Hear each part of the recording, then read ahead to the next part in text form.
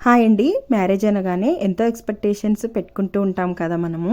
అయితే మెయిన్‌గా girls marriage అంటే ఇంట్రెస్ట్ ఉన్నా లేకపోయినా కానీ పెళ్లి తర్వాత లైఫ్‌ని ఒక రేంజ్‌లో ఊహించేసుకుంటది.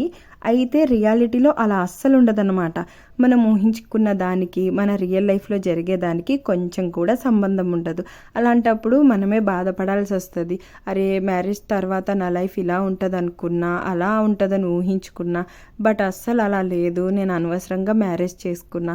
మా పేరెంట్స్ మాట విని నేను పెళ్లి చేసేసుకున్నా. ఒక 2, 3 సంవత్సరాలు ఆగి చేసుకున్నా బావుండేది అని చెప్పి ఇలా కొంచెం డిసప్పాయింట్ అవ్వాల్సొస్తది.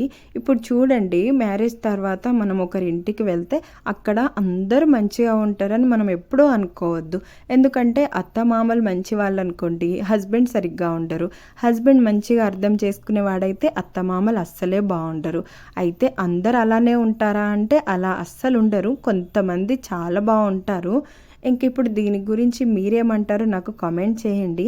అలాగే వీడియో నచ్చినట్లయితే సబ్స్క్రైబ్ చేసుకోవడం మర్చిపోవద్దు. Thanks for watching. బాయ్.